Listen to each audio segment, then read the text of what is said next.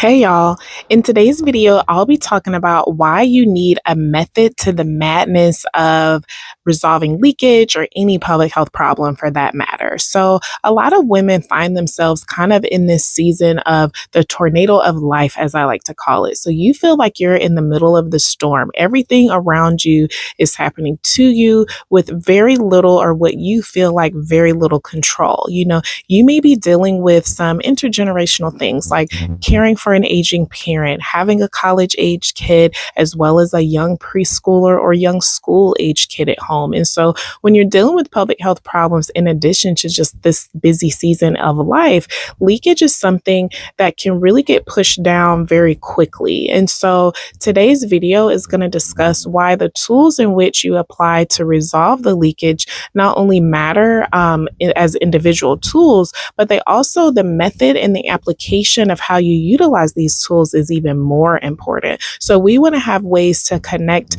some everyday things that we may be doing, but be a little bit more intentional about how we apply these techniques to resolve whatever problem you may be having. Let's just get started with specifically talking about leakage. So leakage is horrible. Nobody wants it. It's one of those things that can happen, but a lot of women submit to it. And why is that? Where there's several reasons. Some of it could be coming from cultural beliefs, like your mom leaked, your grandma leaked, so you think, okay, it's just my time, I'm going to leak too.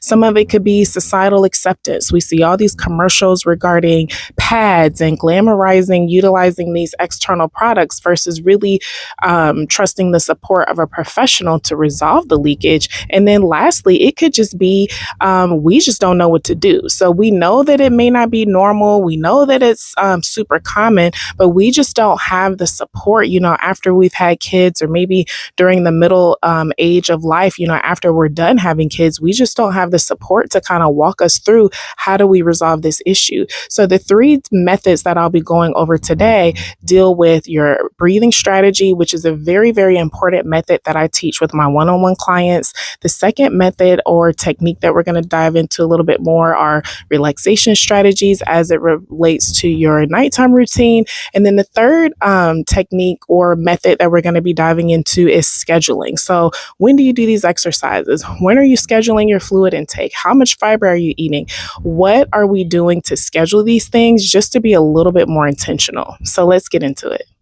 So the first tool that we'll be talking about is the breathing technique. So this is something that has been commonly utilized or commonly talked about. If you're familiar with the pelvic health space, or really just any kind of nervous system regulation, anxiety, depression, breathing techniques can be highly useful for multiple reasons. And so you may be familiar with diaphragmatic breathing, box breathing, belly breathing. There's so many different strategies and tools that you can utilize. But the reason this matters for your pelvic floor is because your diaphragm is very much connected to your pelvic floor function. And that a lot of us just aren't taught how to breathe or how to utilize this type of breathing. So if you carry tension in your pelvic floor, or even if you're very weak in your pelvic floor, how you breathe matters, because that is going to dictate how you're able to isolate and control your pelvic floor. So the reason this becomes important is because I could teach you diaphragmatic all day long. And so diaphragmatic breathing is something that I teach my one-on-one clients, but the method in which you apply it is what really can be like the deal breaker of how it works for you.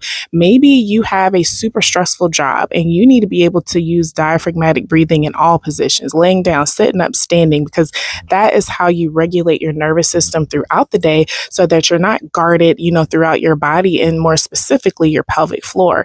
Maybe we need to pair your diaphragmatic breathing or whatever breathing strategy we're using with your morning routine, because this is the one time in the day that you really get to set your intention before you get the kids ready for school. And then lastly, maybe we're using these breathing strategies right before bed, because again, as busy women, busy moms, busy wives, this may be the only time that you have to yourself to really kind of downgrade and get away from all the stress that you've experienced throughout the day. So the breathing strategies are very important and they matter, but how you apply them, the technique at which you apply them, the time of day matters even more so than just being able to utilize this technique. Because when we really think about it, how many times have we been taught something and truly just put it by the wayside and never use it? It has to be something that we can pair with our regular day to day, and it has to be something that we're very intentional about and see value in.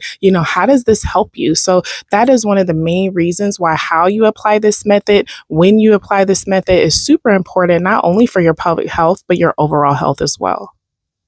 I want to add that our bodies really give us clues as to what we need. We just get so caught up in the day to day that we're used to kind of either suppressing it or ignoring it. So, how many times have you been super frustrated or, overwhelmed and just taking one of those kind of breaths? It's like that is your body's way of releasing that energy. And so these breathing strategies just give you a little bit more of a tweak of how to do that. But your body has already knows that this is helpful and has already learned when and how to do it. But again, when we get so caught up in the day to day and the stress of life, we really don't utilize these techniques for how they're designed. So again, just kind of adding to put a little bit more of a real life example of utilizing what your body already knows how to do and refining it so that it also helps your pelvic health.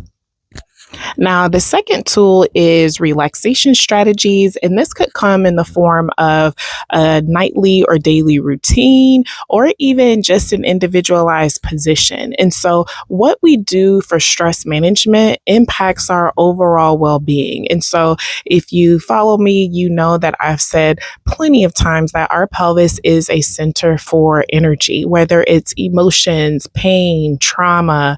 Our pelvis is a place where we hold a lot of that. So having a release is super important. And I find that my clients who don't come to me with a method for stress management or to relieve that type of energy, it really can block their ability to resolve leakage or reduce pain. And so having that relaxation strategy or routine is very important in itself. You have to be taught that, number one.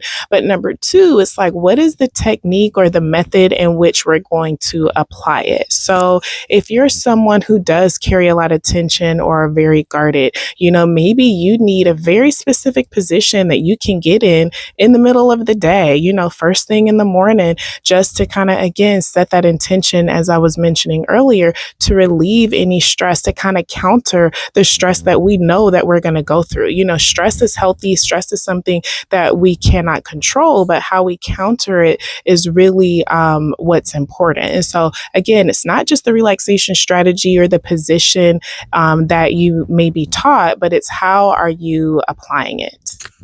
And just like everything else, this could and should look very different for every person. So there is a lot of carryover between certain yoga positions and achieving pelvic floor relaxation or just a deeper connection to your pelvic floor. But what I found is that there are some positions that are more relaxing to some women than others. And so we have to be able to tease out what that looks like for you. And then again, utilize whatever method best suits your problem to counter wherever you're holding tension and giving you that form of release.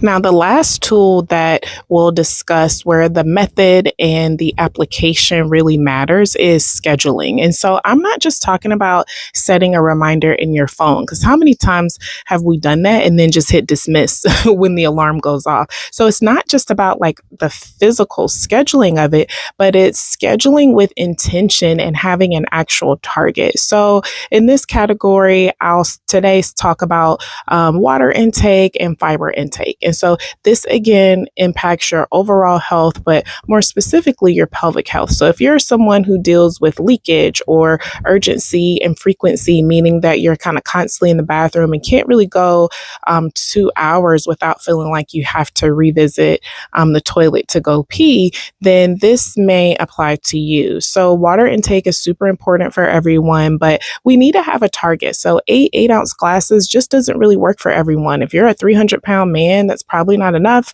And if you're a 100-pound woman and you drink other things, that may be a little bit too much. So having a target, having a set type of water bottle, even like I found that like the water bottles with the straws, I don't really do too well with those, but the ones that have like the open lid, I seem to consume more water with that. And so that may sound super silly, but these are the things that we need to tease out, what is going to make you most successful. So one, you need a target. And then two, how are we going to achieve that target? And so scheduling, again, is something that, yeah, we can say you need to schedule your water intake, but again, how are we applying that method to your real life? And then fiber, I have a lot of clients there that may deal with constipation, for example, and the doctor's like, eat more fiber.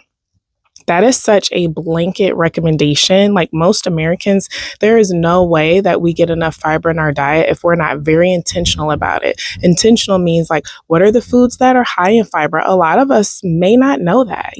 What are the foods that are high in fiber that you actually like and that you'll consume on a regular basis? How can we include that in the meals that you're already eating? How can we pair that with something that, again, you're actually going to be successful with? And so if we don't know a target, if we don't know how much you need for your body size, if we don't know how to pair that with your water intake, or we add a little too soon, too fast, then one, you could be in have a bigger problem, with your constipation. And then two, you're not going to stick with it. If you don't have support to implement this plan and the method in which you apply it, then you're least likely to be successful. So those are two really good examples of why the method in which you schedule these things totally matters. It matters, again, not just for your pelvic health, but for your overall health as well.